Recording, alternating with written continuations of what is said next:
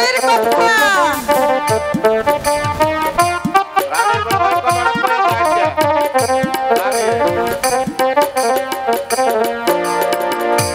ওরে ভালো বাসা ভুলিব মনে প্রেম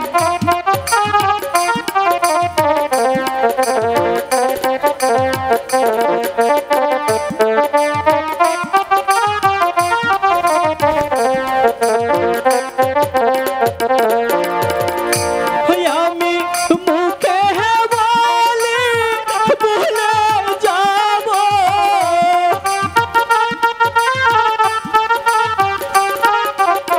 মুখে বলি ভুলে যাব অন্তরে না ভুলে রে ভালোবাসা ভুলিব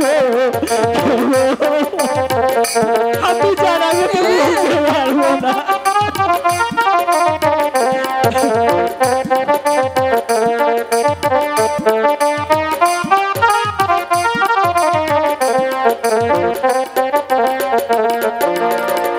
ওই আমার হালো রিপরস ওই নাম হ্যাঁ তুই না শহরস আমার কইরা আছে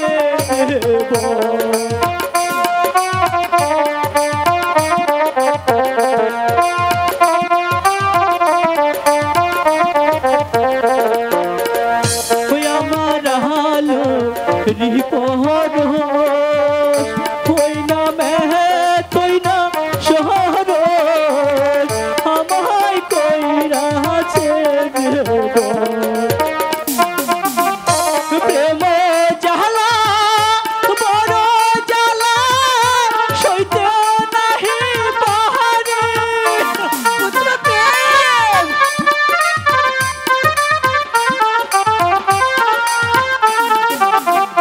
প্রেম জ্বালা বড় জ্বালা সইতে নাহি পাহাড়ে ওরে যে মহারাজা প্রেমের মোরা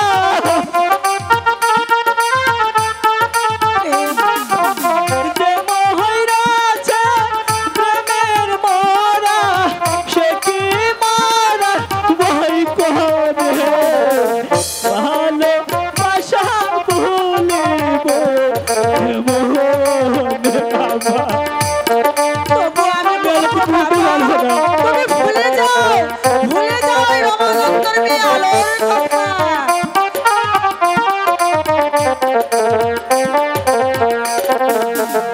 ওই আল্লাহর কথাই কথাই হাস যেন পূর্ণিমার আকাশ আমার গলে প্রেমের ফাঁস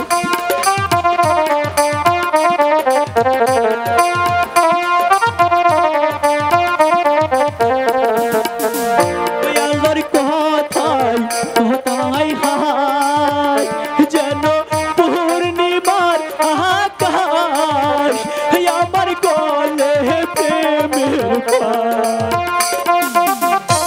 আলো আমার মন প্রাণ নিয়াছে হরিয়া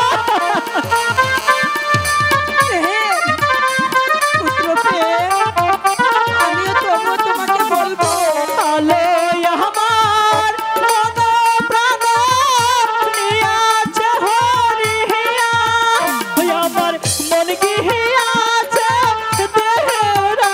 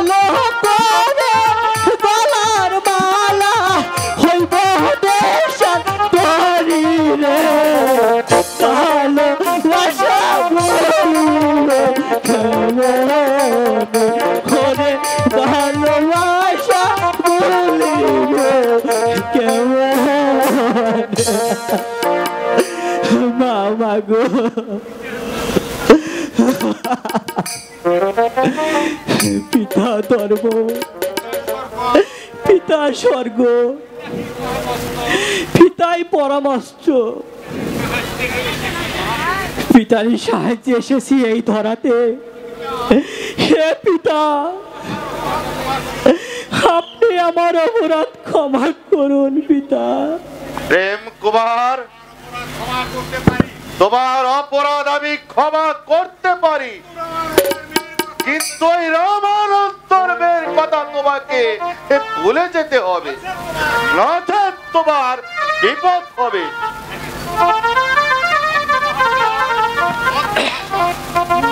মন্ত্রী মশাই, আমি আপনাকে একটি কথা বলতে চাই, আপনি আমার কথা কি রাখবেন?